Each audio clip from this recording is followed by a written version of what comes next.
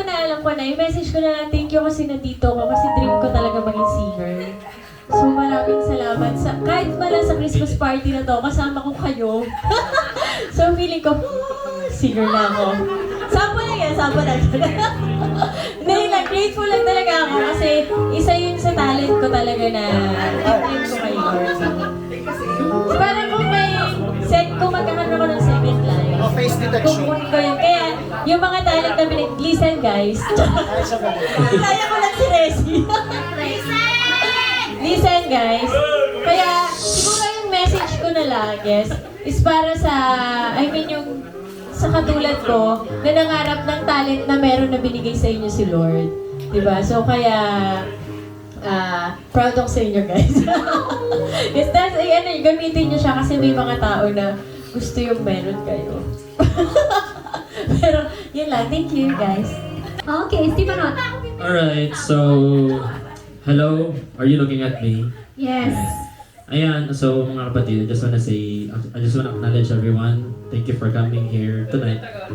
And salamat sa talent ng bawat isa. And I hope na marami tayong natutunan sa video na napanood natin. And naway ma-apply natin sa service natin. Tandaan nyo, hindi naman ito para sa atin. This is for the Lord. So we do it with humble heart, with a smile on our faces. Let's give to the Lord. Hindi. Diba? Parang LO yun ah, hindi. Yun. So, mga loading mga internet, hindi kayo nakikinig ng face. Hindi, so yun. Thank you sa presence ng bawat isa, sa nag-organize, lahat ng nag-organize ng parting ito, and sa mga leaders natin, sa ministries. Thank you sa inyo, and mahal namin kayo. Huwag ka lang mawawala. So, ayun, so yun. Merry Christmas sa inyo, and tandaan nyo, we do it hindi dahil kay Marwin, hindi dahil kay Resi, hindi dahil kay Kea, hindi dahil kay Maya, Machara, di ba? So, we do it for the Lord. No? Hindi naman dahil sa magsaserve ako sa Music Mint kasi nandun si Resi. Ay, wag na. So, yun, salamat ulit sa bawat isa. And naway marami tayong natutunan. No? And naway isa puso natin ang message na gustong iparating sa atin ng Panginoon. Okay, Carbs. Message. Merry Christmas guys. And nakakatuwa.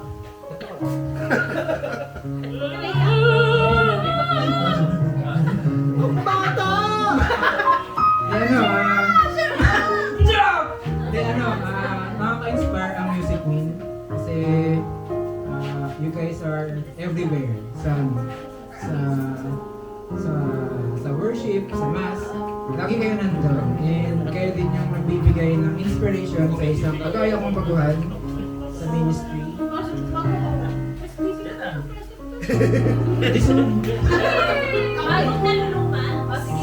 aming mga naluluma. Pero ayun, inspiration ng band ng lahat. Inspiration ang love ng lahat para sa isa't isa. And hindi lang ito parang para sa mismong Music Mint. This is what love is. This is what love is. And this is love that is given to us by our Father. Ayan, salamat din sa pag-ampon sa akin dito. Nagano lang naman ako, nakisama lang naman ako, tapos nabusog ako ng pagmamahal ninyo. So ang magbibigay na ako sa inyo, yung mag-unang magbibigay ng exchange gift. Ate Beb. Okay, I first met this person. First ko siya na-meet nung sa banda ko, ng common friend siya.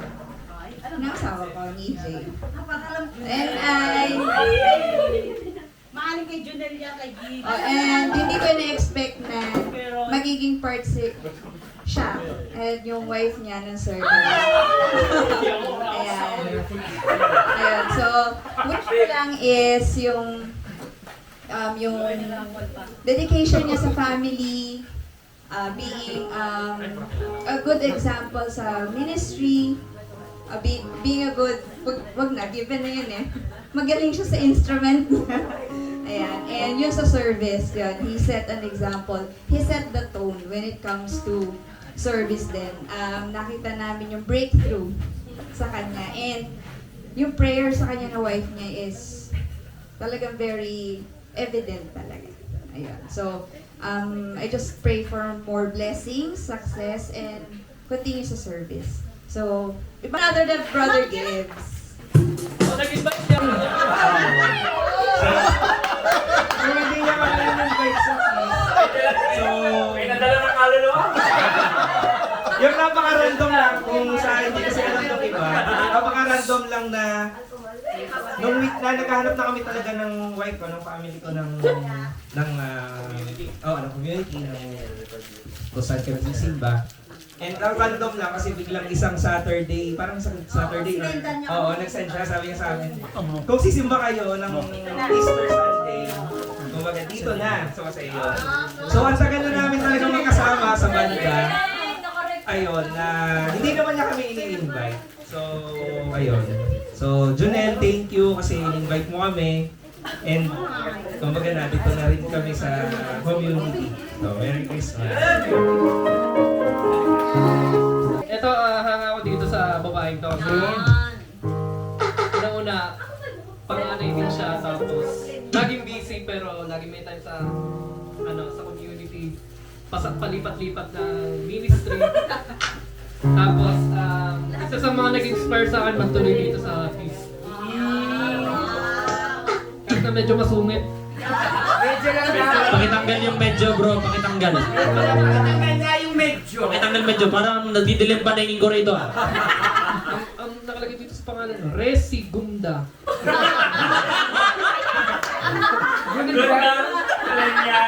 Sorry, malabo malabo. Thank you so much, Janelle. I appreciate the kind words. Okay, yung akin naman na bunot, hindi ko alam kung matutuwa siya doon sa ibibigay ko. Kasi, uy, pero more than 200 to, excuse me. Okay, yung nabunot ko ay, ang talented din niya. He is a guy, and nakaka-inspire siya kasi ang daming nangyari din sa life niya, pero hindi siya sumusuko. Nandun pa rin siya, nagsiserve pa rin siya, kahit anong mangyari. Tapos, nararamdaman din namin na parang wala namang, parang may nangyari na ganun sa life niya, pero same pa rin yung interest niya sa pagsiserve. And, kuya, isa din siya sa mga kuya natin sa worship. And, mahirap kapag wala siya kasi isa siya sa nagiging MD natin, taga-ayos ng mga audio, ganyan. At saka malaking blessing siya kasi dun sa studio niya, dun tayo minsan nagre-record, diba?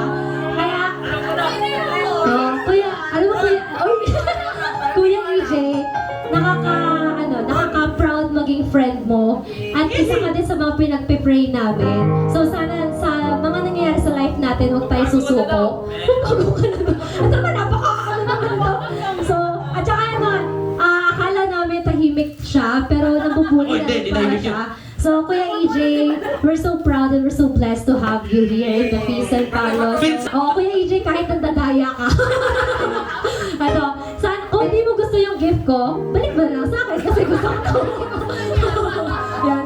Sana wala pa kayo sa bahay or sira yung ganyan nyo sa bahay. Yan. Thank you so much, Kuya. Yung nabunod ko ay, matagal ko na siyang kilala actually. Nakasalubong lang kami, pero magkakilala kami sa mukha lang. Tapos nung sumali sila sa feast, doon kami naging mas magkakilala. Then grateful ako kasi nandyan siya nung time na kailangan ng kausap ni Mrs. So,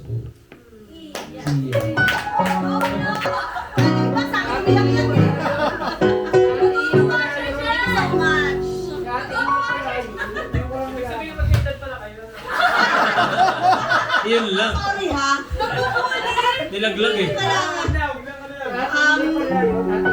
Malaking pagpapasalamat ko sa kanya. Yan. Kasi sa ministry namin is ang bilis nila actually mag-say yes. So, isang send ko lang, buklat na kayo. Nandun na agad yung pangalan. So, I'm extremely grateful kasi you're always saying yes, brother mine.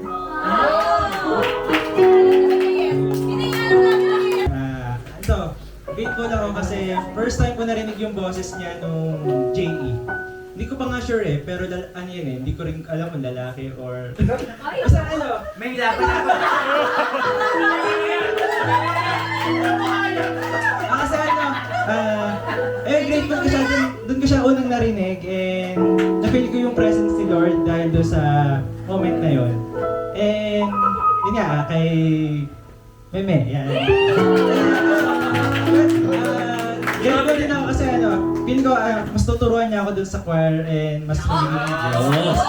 Go, Meme. Announcement na pala ako dyan.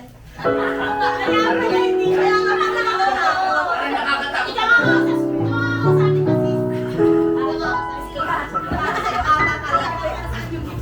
Ako yung nabunot ko, Pogi.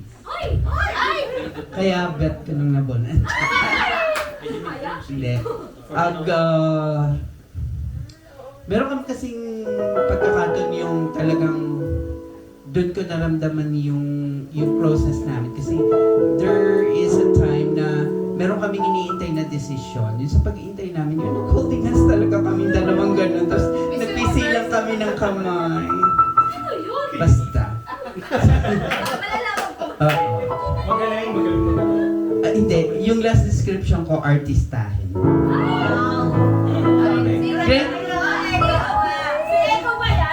Grateful ako kasi actually yung gratefulness ko is I know gratefulness nating lahat kasi kung hindi siya lagi nag-stand sa gitna, kung hindi lagi siya nangunguna, kung hindi lagi siya nahuhuli, hindi, totoo yun, may nauuna dahil nililid tayo, nahuhuli kasi He made sure that we are all safe, we have done everything na dapat nating gawin.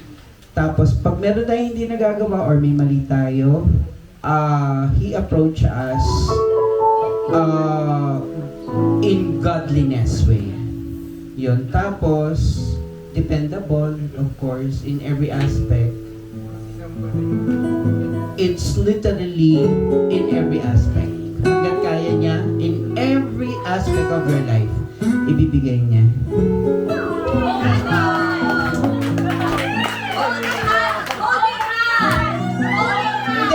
Kasi lumaban yung choir namin. Siya yung president ng youth noon. Siya hindi umattend ng practice. Ako lang ang nag-handle ng practice. Tapos nandun siya nung competitions. Yun, nung i-announce na yung winner, magkatabi kaming dalawa. Tapos ginanyan niya yung For me, babae. Proud ako sa kanya kasi mayroon siyang mga dreams na na-fulfill na. Simula na nakilala ko siya. Ang bilis kong ma-proud sa isang tao na na-achieve niya yung dreams niya sa kanya sariling effort. Yan. Malaki yung bagay na yon kasi nakikita ko yung discipline sa tao. And that's a big factor sa isang servant. Yung disiplina. Then commitment. And nakikita ko yung pouring out of blessings sa kanya ngayon. Kaya natutuwa ako kasi she is leading an example to us. Kahit mapa-leader ka man o bago kang dating, nagiging example na siya. Kaya proud ako sa tao ito, si Cher. Wala masyadong encounter kasi bago salta lang naman ako sa ministry na to. So, basta ang naalala ko lang is nag-online ako tapos narinig ko yung boses. May ganung boses na lalaki sa sa worship. Kung galing niya sa mass, kumakanta sa mass. Then lang, from that day on, nilook forward ko na kapag siya yung kumakanta. Si Maya.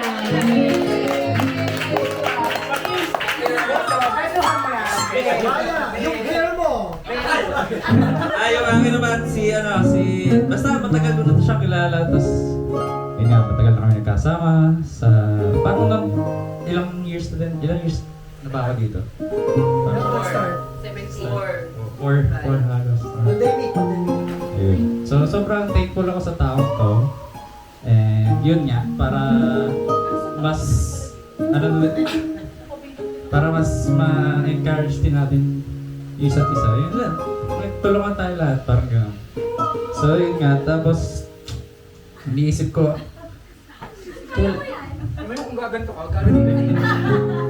ang dami kasi namin alaala ng taong to. So, Bro Alan, halika rito.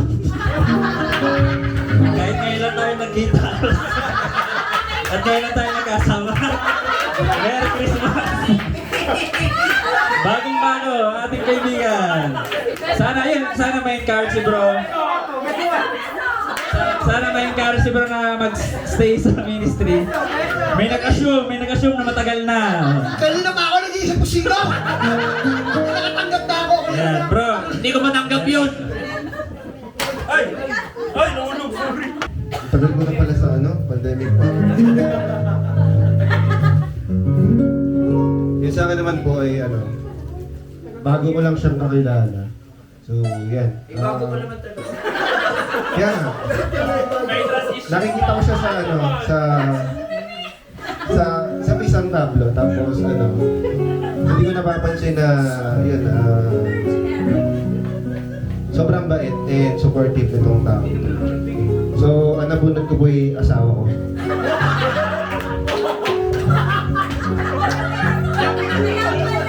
Isa ka pa! Bago mo lang di ba kilala? Ito po, totoo na to. Wala din po kami masyadong pang-encounter ng taong to. Pero nakikita ko pong mag-guide niya si Alan sa pansali sa ministry na to.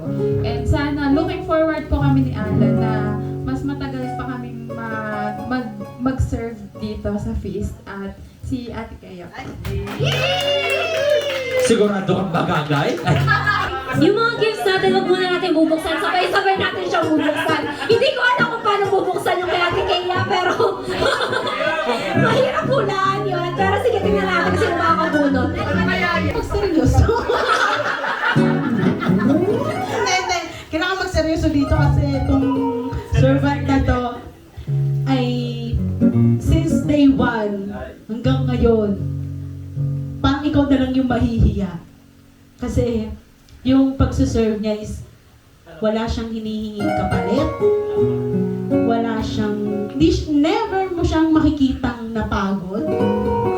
Never mo siyang makitang magreklamo. Kaya kapag nakikita ko siya, parang ikaw na lang yung mahihiya para magreklamong pagod ka. Okay. Dahil dyan, lahat kayo magligpit ng call. Kuya Ron. Kaya.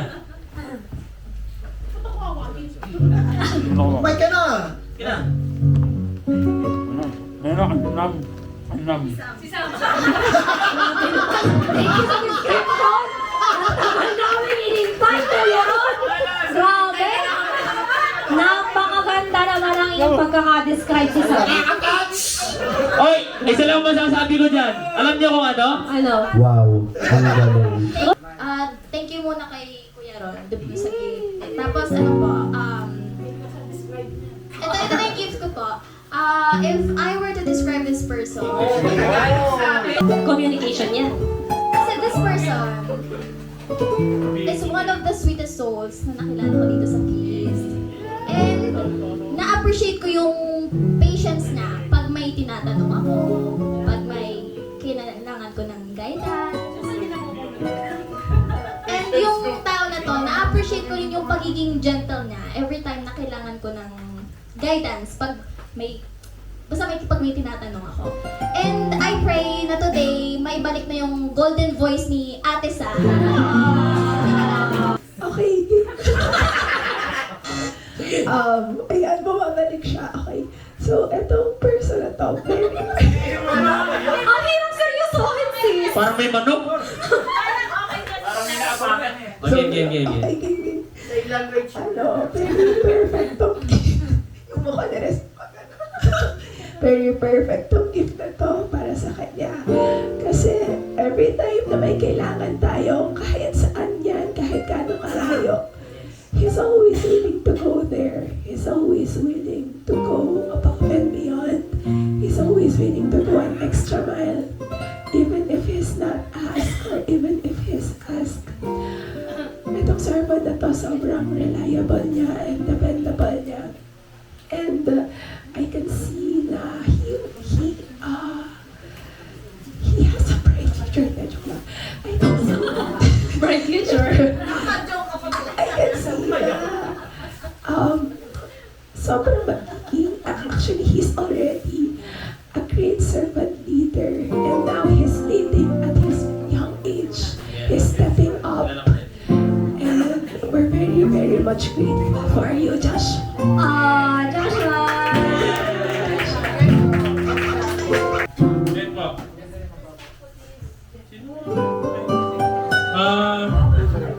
Actually, magkasama po kami lately. Ay, ilang araw na din. Tawag dito? She is one of the persons na... Sorry! Na laging nag-aalaga din sa akin. Kaya yun, sinabi ko din po na aalagaan ko din kayo pabalik. Yun po. Si Ate Beth.